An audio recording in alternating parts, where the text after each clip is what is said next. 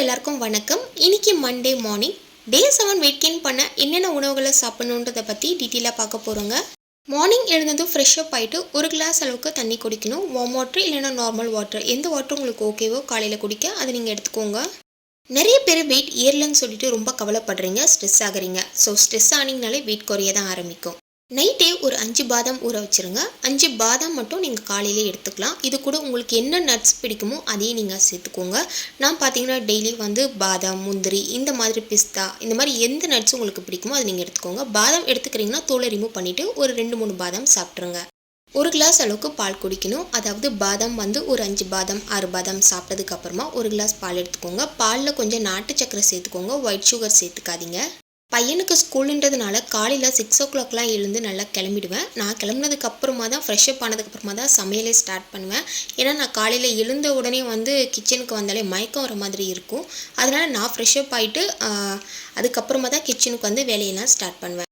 ஒரு கிளாஸ் பால் எடுத்துக்கிறேன். பாலோட நாட்டு சக்கரை இல்லைனா இந்த மாதிரி பனவெல்லம் இந்த மாதிரி சேர்த்துக்கோங்க. ஒயிட் சுகர் பயன்படுத்தாதீங்க, அதில் எந்த ஒரு யூஸ்மே கிடையாது.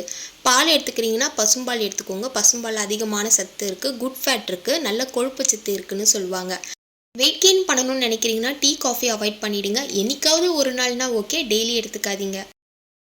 மார்னிங் பார்த்தீங்கன்னா முட்டை தோசை தான், கொஞ்சமாக உப்பும் அப்புறம் மிளகுத்தூளும் போட்டிருக்கேன். ஸோ இதை மட்டும் ஒரு தோசை மட்டும் சாப்பிட்டாலே போதும். இதில் கொஞ்சம் நமக்கு எனர்ஜி கிடச்சிரும்.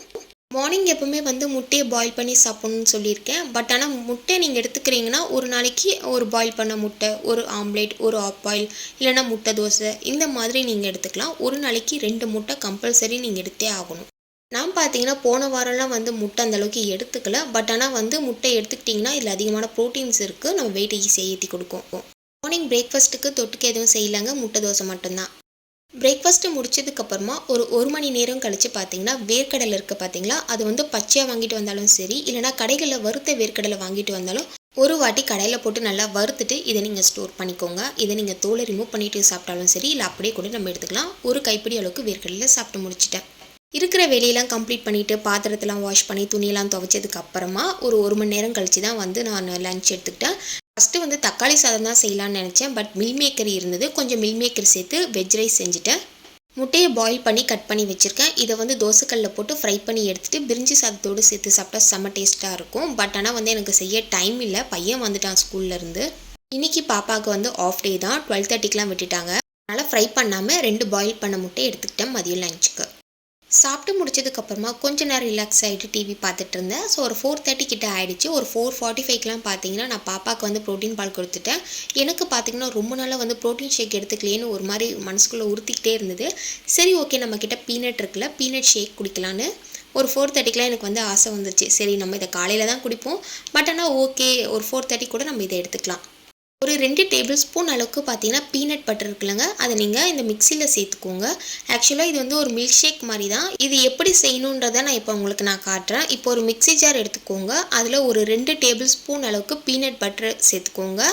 இது கடைகள்லேயே பார்த்தீங்கன்னா வேர்க்கடலை வெண்ணெய்ன்னு சொல்லி விற்பாங்க. இது நீங்கள் வாங்கி வச்சுக்கிட்டிங்கன்னா அப்பப்போ இது செய்கிறதுக்கு ரொம்ப ஈஸியாகவே இருக்கும். இது பார்த்தீங்கன்னா பசும்பால். நான் எங்கள் வீட்டு பக்கத்துலேயே மாடு வளர்க்குறாங்க, அவங்கக்கிட்ட இருந்தால் இந்த பால் வாங்குவேன். இந்த பாலை திக்காக காய்ச்சி ஆற வச்சுட்டு கொஞ்சம் ஜில் பண்ணி கூட நீங்கள் இதில் சேர்த்துக்கலாம்.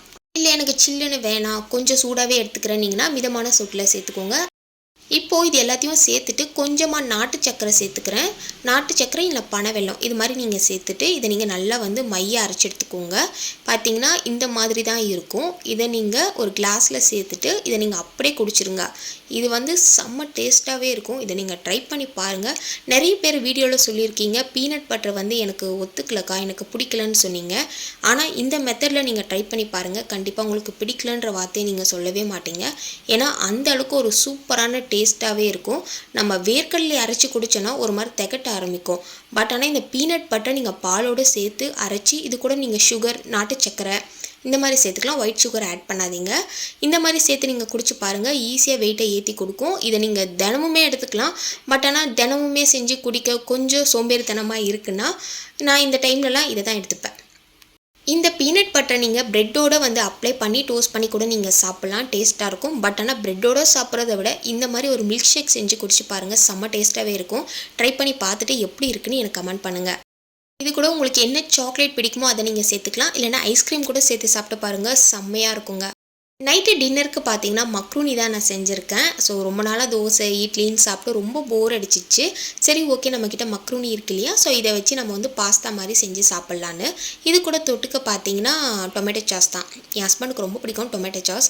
ஸோ அதை வச்சு சாப்பிட்டு எனக்கும் பழக்கப்படுத்திட்டாரு. இது இல்லாமல் சாப்பிடவே முடியலங்க. நைட்டு டின்னருக்கு மக்ரூனி தான் நான் எடுத்துக்கிட்டேன்.